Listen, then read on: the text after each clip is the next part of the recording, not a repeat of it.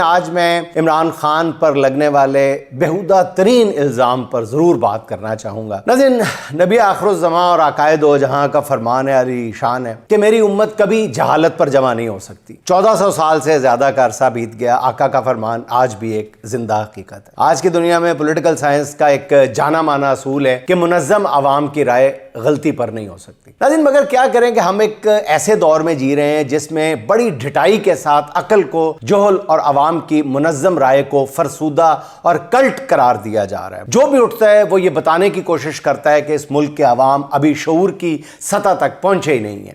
یہی بتایا جاتا ہے کہ جی ہمارے ہاں چند ایک نوزائیدہ مفکرین کے علاوہ پوری باقی کی جو قوم ہے وہ سوچنے سمجھنے کی صلاحیت کھو چکی ہے، پاگل ہے قوم، وہ مولیاں ہیں، گاجریں ہیں، ٹینڈے ہیں، پتہ نہیں کیا کیا ہے پوری قوم۔ اور یہ جو مفکرین ہیں، یہ دو چار جو ٹی وی کی سکرینز پہ قبضہ کیے بیٹھے ہیں، انہی کو اللہ تعالیٰ نے عقل سلیم عطا کی ہوئی۔ جس کسی کو بھی یہ انکشاف ہوتا ہے کہ وہ قوم کی نیا پار لگانے کے لیے دنیا میں بھیجا گیا ہے، وہ اٹھتے بیٹھتے عوامی شعور کا مذاق اڑانے لگتا ہے۔ ان دنوں ایسے ہی نام نہاد مفکرین نے شعور کا ایک جھکڑ چلا رکھا ہے۔ ان سب کی عقل سلیم اس نتیجے پر پہنچی ہے کہ جی جیل میں بیٹھے ایک شخص نے قوم کے ذہنوں پر قبضہ کر لیا اور وہ کلٹ بن گیا ہوا ہے۔ وہ دن کو رات کہہ دے تو لوگ گواہی دینے لگتے ہیں کہ انہیں سورج نہیں چاند ستارے نظر آ رہے ہیں۔ اس بات کو تو چھوڑیں کہ عمران خان کے بارے میں ایسا کیوں کہا جاتا ہے، وہ تو خیر ناظرین ایک مظلوم ہے جسے جیل کی کال کوٹھڑی میں پھینک دیا گیا ہے اور اس کے سارے بنیادی حقوق تک سلب کر لیے گئے ہیں بہت برے طریقے سے۔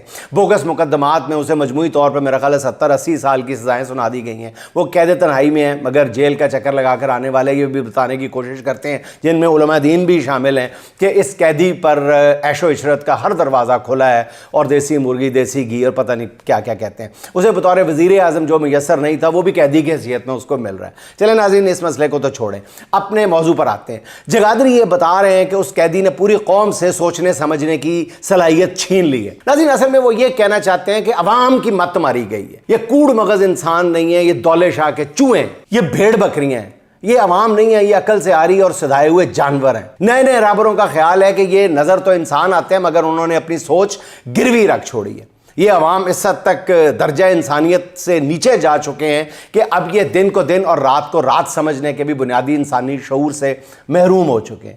یہی آج کی رہبری ہے کہ پہلے لوگوں کو بتاؤ کہ تم تو پاگل ہو، دیوانے ہو، اجڑ ہو۔ نئے رہنما بتا رہے ہیں کہ قوم کے نوجوانوں نے عقل سلیم کو کس طرح بالائے طاق رکھ دیا ہے۔ یہ چند لوگ ہمیں بتا رہے ہیں کہ پوری قوم کے نوجوانوں کی عقل جو ہے وہ جواب دے چکی۔ بتایا جا رہا ہے پوری قوم کو کہ جو یہ مصنوعی ذہانت کے دور میں دنیا کے ذہین ترین افراد کا مقابلہ کر رہے ہیں جو نوجوان، وہ نوجوان اصل میں پاگل ہیں۔ وہ نوجوان اس قابل بھی نہیں ہے کہ اپنے لیے بہتر لیڈر کا انتخاب کر سکیں۔ ان کو بتایا جا رہا ہے کہ نہیں نہیں، جس لیڈر کی طرف تم دیکھ رہے ہو وہ لیڈر تمہارا نہیں ہے، تمہیں اس نے تمہاری عقل کو سلب کر رکھا ہے۔ کن نوجوانوں کو تانا دیا جا رہا ہے ناظرین؟ دنیا کے جو بہترین تعلیمی اداروں سے تعلیم یافتہ لوگ ہیں، جو وہاں پہ زیر تعلیم لوگ ہیں، ان کو یہ تانا دیا جا رہا ہے کہ تمہاری عقل گھاس چرنے گئی ہوئی ہے۔ ناظرین، یہ آج کی حقیقت ہے کہ کچھ لوگ جنہیں سربلندی کی تمنا تنگ کیے جا رہی ہے نا، وہ آدمی کا شعور کچل کر ان کے سروں پر پاؤں رکھ کر اونچا ہونا چاہتے ہیں۔ وہ جن لوگوں کی رہنمائی کرنا چاہتے ہیں انہی کو بتا رہے ہیں کہ تم تو پاگل ہو، تمہاری سوچ تو گھٹ گیا ہے، تمہیں ذہنی علاج کی ضرورت ہے۔ کوئی کلٹ کہتا ہے، کوئی پتہ نہیں کیا کہتا ہے، کوئی انہیں بھٹکے ہوئے قرار دیتا ہے، کوئی کہتا ہے کہ تمہارے ذہنوں پر قبضہ ہو چکا ہے،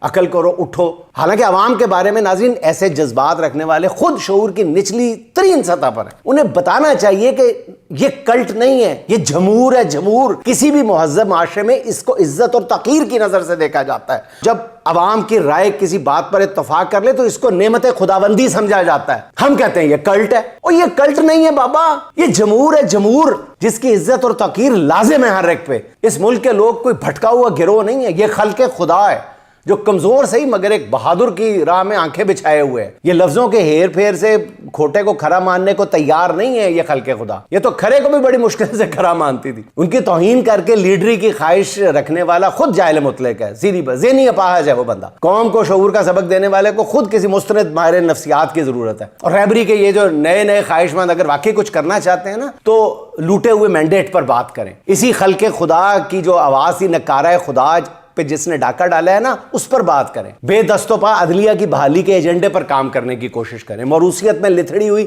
جماعتوں کے خلاف علم بغاوت بلند کریں۔ قیادت کا شوق اگر چین نہیں لینے دیتا نا تو حکمرانوں کے احتساب کے لیے آواز بلند کریں۔ جیسے پہلے ہی جیل کی کال کوٹڑی میں پابند سلاسل رکھا ہوا ہے، اس پر نفرت کے تیر چلانا کون سی بہادری ہے، کون سی عقل مندی ہے؟ اللہ تعالیٰ ہمارے حال پر رحم فرمائے